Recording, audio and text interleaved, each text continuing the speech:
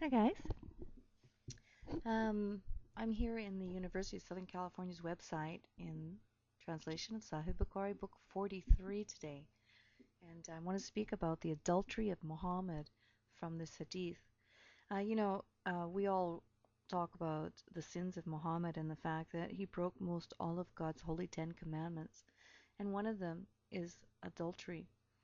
The story goes that Hafsa entered into her bedroom and found Muhammad on the bed with Mary the Coptic Christian, and he in turn, I suppose, begged her not to tell and share the secret with the other wives, particularly Aisha.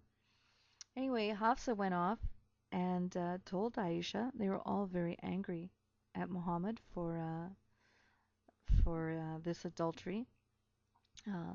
He was fooling around with a slave girl of his. So what happened is Muhammad left his wives for 29 days. He took himself out of their eyesight, and I would suggest that he did that out of embarrassment, humiliation, and the fact that he was caught with his hand in the cookie jar, so to say. But let's read the hadith, and we'll see how it goes. Here, let me see. I gotta bring it in. It's number 648. Okay, so hold on. Move this over. There we go. Okay, so it's volume 3, book 43, number 648, and narrated Abdullah bin Abbas. And it says here, I'd been eager to ask Omar about the two ladies from among the wives of the Prophet regarding whom Allah said in the Quran, saying, if you two, meaning wives of the Prophet, namely Aisha and Hafsa, turn in repentance to Allah, your hearts are indeed so inclined. And this is Surah 66, Ayah 4. So the question is given to Omar from Abdullah about about this escapade that happened. Anyway, the hadith is fairly long. Uh, it gets kind of sidetracked into other things, such as Abdullah giving water to Omar because they went to the bathroom together, and then him actually asking the question here. And then we come to the story of the different tribe of women who had the upper hand on their men, and the fact that the Quraysh didn't like that their women were talking back to them. And then they speak about possible invasions and the guy waking up in the middle of the night to hear the rumor that Muhammad has divorced his wives. Then the hadith goes on to speak about how they tried to enter into the Prophet's room. They sent a slave up to ask permission to enter, and they were always refused, several times. Blah blah blah. It goes on.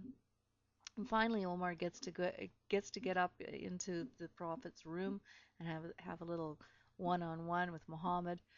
Has a little story talking about other things, possessions and whatnot. And then we read here where Omar says he asked the Prophet for forgiveness for him. And then he says, the Prophet did not go to his wives because of the secret which Hafsa had disclosed to Aisha. And he said that he would not go to his wives for 1 month as he was angry with them. Look at that. When Allah admonished him, look at this, for his oath that he would not approach Moriah. Hmm? When 29 days had passed, the Prophet went to Aisha first. She said to him, you took an oath that you would not come to us for a month, and today is only 29 days have passed, as I've been counting them day by day. The Prophet said, the month is also 29 days. That month consisted of 29 days. Aisha said, when the divine revelation of choice was revealed, the Prophet started with me, saying to me, I am telling you something, but you needn't hurry to give your reply till you consult with your parents. Aisha knew that her parents would not advise her to part with the Prophet, and the Prophet said that Allah said, now look at this, guys, this is fun. The Prophet said that Allah said, O prophet, say to your wives, if you desire the life of this world and its glitter, then come. I will make provision for you and set you free in a handsome manner. But if you seek Allah and His apostle and the home of the hereafter, then verily Allah has prepared for the good doers amongst you a great reward. 33:28 of the Quran. Aisha said, am I to consult my parents about this? I indeed prefer Allah, His apostle, and the home of the hereafter. After that, the Prophet gave the choice to his other wives, and they also gave the same reply as Aisha did. Now, guys, I don't know. It appears to me here that Muhammad, he stayed away from his wives for 29 days out of shame and being humiliated at being caught in sin. And during those 29 days, he thought up a good plan so that he could make things right again. And so he had his Allah come to his defense for his adultery and offer his wives an ultimatum. They had a choice. You can either have the glitter of the day there or the home in the hereafter. Well, guys, what choice was there what choice was there for those women? Of course they're going to pick the hereafter. Anyway, Muhammad, he's a smart man. He found a good way to get himself out of trouble, and he had his Lord defend him. Now, we know that adultery is a crime of God. God said in the Holy Bible, you shall not commit adultery, right? So how could Muhammad be a true prophet of God if he goes against what God says in his laws? It just doesn't make sense. Jesus went on and illuminated the law of you shall not commit adultery because Jesus said, you have heard that it was said, you shall not commit adultery. But I say to you that anyone who looks at a woman with lust has already committed adultery with her in his heart.